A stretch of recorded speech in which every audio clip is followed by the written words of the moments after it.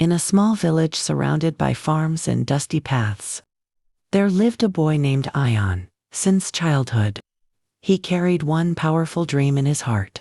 He wanted to become a doctor. He imagined wearing a white coat. He imagined helping the sick. He imagined giving his parents a life without struggle. But Ion had a problem. He could not focus. His mind jumped from thought to thought like a restless bird. Every morning he woke up full of motivation. Today I will study seriously. He opened his book. 5 minutes later, he was thinking about cricket. Then about his phone. Then about the sounds outside. Soon the day ended. And nothing changed. Ion's father was a farmer. He worked long hours under the hot sun, carrying silent hopes for his son. When he saw Ion wasting time, it hurt him deeply. Dreams need daily effort, he would say. Hope is not enough. Ion knew his father was right. But knowing didn't make his mind obey. His mother, however, always believed in him. She would gently place her hand on his shoulder and say, "My son is good. He will find his way." Her words were like light in his darkest moments. Yet days passed. Then months. Ion made big schedules, big promises, big plans, and broke them all. The dream inside him was still alive, but it was getting weaker. One night, he heard his parents talking. Father's voice trembled. "He wants to be a doctor, but he can't even study for 1 hour." Mother replied softly, "He is trying. He just needs the right guidance." Ion stood outside the door, tears in his eyes. That night he made a decision. "I will not quit. I will find help." The next day, his parents took him to an old teacher who sat under a neem tree near the river. The man's face was calm. His eyes were kind. After listening, he asked Ion only one question. "Is your dream still alive?"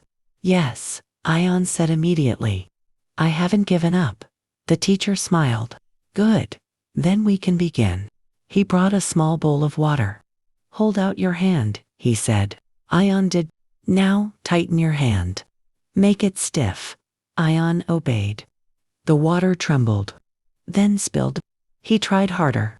Even more fell. Within seconds, his palm was almost empty. Ion looked confused. The teacher filled it again. "This time, relax." Ion loosened his hand. The water stayed calm. "Your mind is like this," the teacher said. "When you try to force it, it escapes. You don't need pressure. You need practice." Ion listened carefully. Every morning, the teacher continued. "Sit quietly for 5 minutes. Breathe. Let your thoughts settle. Then study for only 30 minutes. Not more, not less. But do it every single day." Without breaking the chain, Ion nodded. "I promise." The first few days were hard. His mind begged for distraction. But he finished his 30 minutes. Day after day. No excuses. 1 week passed. Then 2. Slowly, something amazing began to happen. His mind was becoming calmer.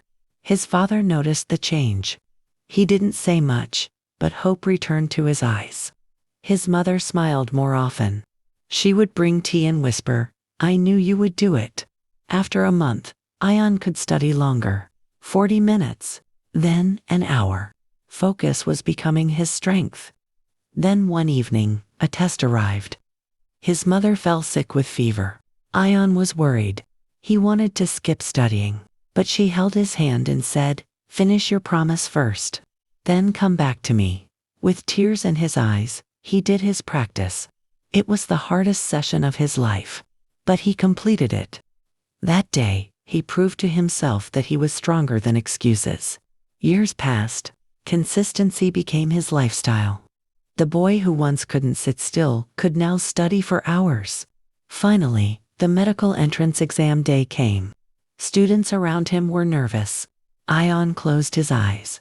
He took a slow breath. His mind became still like the water in his palm. He wrote with confidence. No panic, no rush. 2 months later, the result arrived. He had passed with high marks. His father hugged him tightly. His mother cried with joy.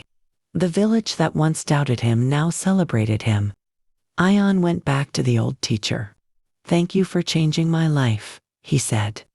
The teacher smiled gently. "I didn't change it. You did. I only showed you how." Years later, Dr. Ion returned to his village. He opened a small clinic. He treated people with kindness and humility. On his desk, there was always a small bowl of water. A reminder: stay calm, stay consistent, and maybe you, listening right now, also have a dream.